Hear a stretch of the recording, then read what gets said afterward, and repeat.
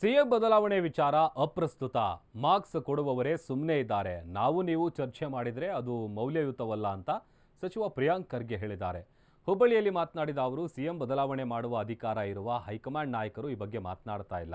ಮಲ್ಲಿಕಾರ್ಜುನ್ ಖರ್ಗೆ, ಸುರ್ಜೇವಾಲಾ ಅವರೇ ಮಾತನಾಡ್ತಿಲ್ಲ. ಈ ಬಗ್ಗೆ ನಾವು ನೀವು ಮಾತನಾಡೋದು ಯಾವುದೇ ಪ್ರಯೋಜನ ಇಲ್ಲ ಅಂತ ಹೇಳಿದ್ದಾರೆ. ಇಲ್ಲ, ಯಾರು ಚರ್ಚೆ ಮಾಡ್ತಾ ಇದ್ದಾರೆ ಮುಖ್ಯ ಅಲ್ಲ. ಖರ್ಗೆ ಸಾಹೇಬರು ಚರ್ಚೆ ಮಾಡ್ತಾ ಇದ್ದಾರಾ, ಸಿದ್ದರಾಮಯ್ಯ ಅವರು ಚರ್ಚೆ ಮಾಡ್ತಾ ಇದ್ದಾರಾ, ಡಿ.ಕೆ. ಶಿವಕುಮಾರ್ ಅವರು ಚರ್ಚೆ ಮಾಡ್ತಾ ಇದ್ದಾರಾ, ರಣದೀಪ್ ಸಿಂಗ್ ಸುರ್ಜೇವಾಲಾ ಅವರು ಚರ್ಚೆ ಮಾಡ್ತಾ ಇದ್ದಾರಾ? ಇವ್ರು ಯಾರು ಚರ್ಚೆ ಮಾಡ್ತಾ ಇಲ್ಲ. ನಾನು ಚರ್ಚೆ ಮಾಡೋದಿರ್ಬೋದು, ನೀವು ಚರ್ಚೆ ಮಾಡೋದಿರ್ಬೋದು, ಅಪ್ರಸ್ತುತ. ಈಗ ಬದಲಾವಣೆ ಮಾಡೋರು ಹೈಕಮಾಂಡು, ಮಾಡಿಸ್ಕೊಳೋರು ಇಬ್ಬರು ಮೂರು ಜನ ನಾಯಕರು. ಮಾಡೋರು ಮಾತಾಡ್ತಾ ಇಲ್ಲ, ಮಾಡಿಸ್ಕೊಳೋರು ಮಾತಾಡ್ತಾ ಇಲ್ಲ. ಸೊ ಇದು ಚರ್ಚೆ ನೀವು ಏನೇ ಮಾಡಿದ್ರೂ ಕೂಡ ಮಾಧ್ಯಮದಲ್ಲಿ ಮಾತಾಡೋದ್ರಿಂದ ಪಕ್ಷದ ತೀರ್ಮಾನಗಳಾಗುತ್ತೆ ಅಂದರೆ ಅದು ಜನರ ಭ್ರಮೆ ಆಗುತ್ತೆ. ಬೆಲೆ ಅಲ್ಲ, ಬೆಲೆ ಇದೆ. ಎಲ್ಲಿ ಮಾತಾಡಬೇಕು, ಯಾರ ಮುಂದೆ ಮಾತಾಡಬೇಕು, ಆವಾಗ ನೀವು ಮಾತಾಡಿದ್ರೆ ಸಚಿವರಿಗೂ ಬೆಲೆ ಇದೆ, ಶಾಸಕರ ಮಾತಿಗೂ ಬೆಲೆ ಇದೆ, ಜನರ ಮಾತಿಗೂ ಬೆಲೆ ಇದೆ. ಇಲ್ಲ, ಯಾರು ಚರ್ಚೆ ಮಾಡ್ತಾ ಇದ್ದಾರೆ ಮುಖ್ಯ ಅಲ್ಲ. ಖರ್ಗೆ ನಾನು ಕೂಡ ಸಚಿವ ಸ್ಥಾನ ಆಕಾಂಕ್ಷಿ, ನಾನೇನು ಸನ್ಯಾಸಿ ಅಂತೂ ಅಲ್ಲ, ಅವಕಾಶಕ್ಕಾಗಿ ಕಾಯ್ತಾ ಇದ್ದೀನಿ ಅಂತ ಶಾಸಕ ತನ್ವೀರ್ ಸೇಠ್ ಹೇಳಿದ್ದಾರೆ.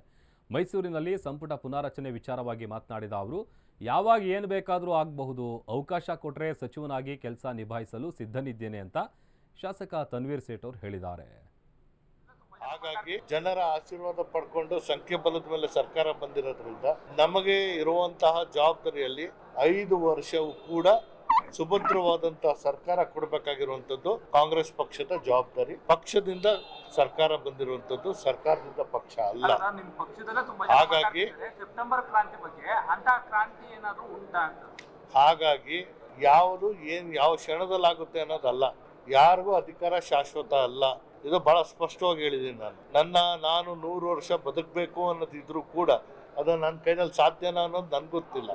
ಯಾಕೆ ಮಾಡಿದ ದಿನ ಬೆಳಗ್ಗೆ ನನ್ಗೆ ಆಗುತ್ತೋ ಇಲ್ವೋ ನನ್ಗೆ ಗೊತ್ತಿಲ್ಲ. ಸೊ ಹಾಗಾಗಿ ಎಲ್ಲಿವರೆಗೂ ಮಾನ್ಯ ಮುಖ್ಯಮಂತ್ರಿಗಳಾಗಿದ್ದಾರೆ, ಅವರು ನಮ್ಮ ಮುಖ್ಯಮಂತ್ರಿ. ಮುಂದೆ ಏನಾಗುತ್ತೆ ಕಾದ್ ನೋಡೋಣ.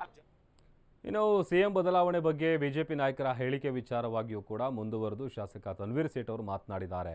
ಜನರ ಆಶೀರ್ವಾದ ಪಡೆದುಕೊಂಡು ಕಾಂಗ್ರೆಸ್ ಸರ್ಕಾರ ಅಧಿಕಾರಕ್ಕೆ ಬಂದಿದೆ.